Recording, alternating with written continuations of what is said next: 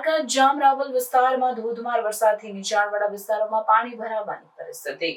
દ્વારકા જિલ્લામાં જામરાવલ આસપાસના વિસ્તારોમાં તાજેતરમાં ધોધમાર વરસાદ વરસ્યો છે, જેના કારણે નીચાણવાળા વિસ્તારોમાં પાણી ભરાવાની પરિસ્થિતિ સર્જાઈ છે. ભારે વરસાદના કારણે સ્થાનિક માર્ગો પર પાણી ભરાઈ ગયા છે અને કેટલાક ઘરોમાં પાણી ઘૂસી ગયું છે, જેના કારણે સ્થાનિક લોકોના જીવનમાં મુશ્કેલી ઊભી થઈ છે. જામરાવલ વિસ્તારમાં પાણી ભરાવાથી વાહન વ્યવહાર પર અસર પડી છે અને લોકોના દૈનિક કામકાજમાં વિઘ્ન સર્જાયો છે.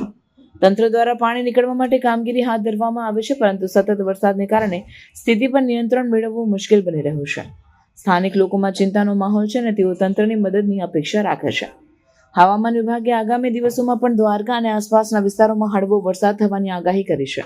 આથી તંત્ર અને સ્થાનિક વાસીઓ સાવચેત રહેવાની અને જરૂરી પગલાં લેવા માટે તૈયાર રહેવાની સલાહ આપી છે. વરસાદની આ સ્થિતિને ધ્યાનમાં રાખીને બચાવ અને રાહત કામગીરી માટે તંત્ર સક્રિય છે. દ્વારકા જિલ્લામાં વરસાદના કારણે પાણી ભરાવાની પરિસ્થિતિને કારણે તંત્ર અને સ્થાનિક લોકો વચ્ચે સહયોગ વધ્યો છે.